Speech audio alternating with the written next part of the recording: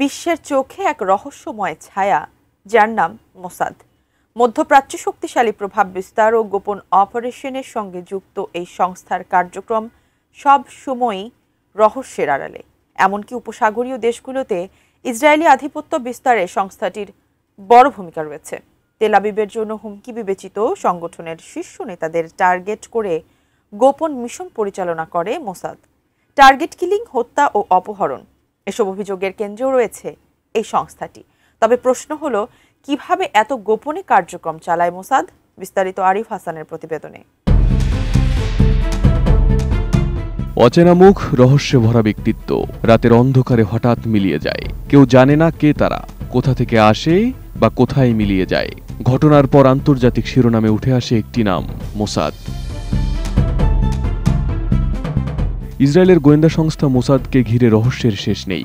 সরকারি নথিতের পরিচয় institute for intelligence and special operations. তবে বাস্তবে এটি যেন এক অদৃশ্য ছায়া, যাদের উপস্থিতি টের পাওয়া যায় কেবল ঘটনার পর। মোসাদের কাজ মূলত বিদেশের ভেতর। মানব গোয়েন্দা, ছদ্মনাম, ভুয়া পাসপোর্ট, প্রযুক্তি ও সাইবার নজরদারি, সবকিছুর সমন্বয়েই তাদের অপারেশন। অনেক সময় এজেন্টরা সাধারণ ব্যবসায়ী, সাংবাদিক, এমনকি পর্যটকের ছদ্মবেশে ঢুকে পড়ে লক্ষ্য দেশে।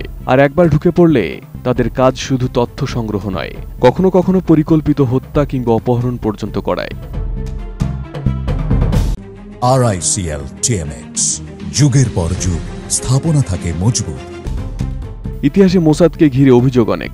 অ্যাডলফ আইকম্যানকে আর্জেন্টিনা থেকে অপহরণ, মিউনিক অলিম্পকে হত্যাকাণ্ডের পর হামাস নেতাদের হত্যা, কিংবা ইরানি পরমাণু বিজ্ঞানীদের রহস্যজনক মৃত্যু, অথবা ইরানের সাবেক প্রেসিডেন্ট ইব্রাহিম রাইসির বিমান বিধ্বস্তে রহস্যজনক মৃত্যু।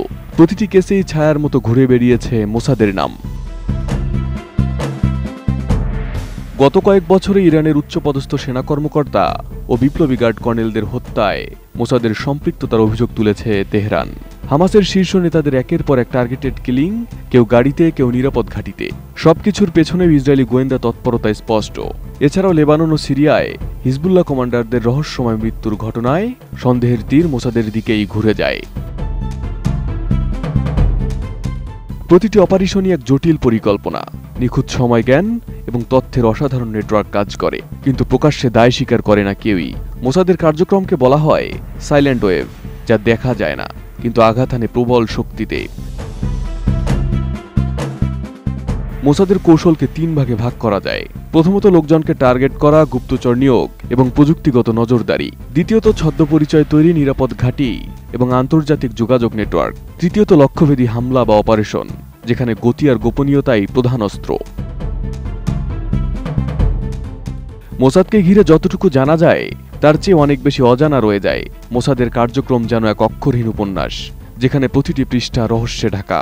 পাঠক শুধু টের পায় গল্প এগোচ্ছে, চরিত্র বদলাচ্ছে, কিন্তু আসল লেখক কে তা বোঝা যায় না। এভাবে ছায়ার আড়ালে থেকে মোসাদ বিশ্ব রাজনীতির দাবার ছক পাল্টে দেয়।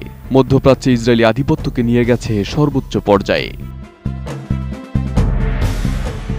Arif Hasan, ATN news.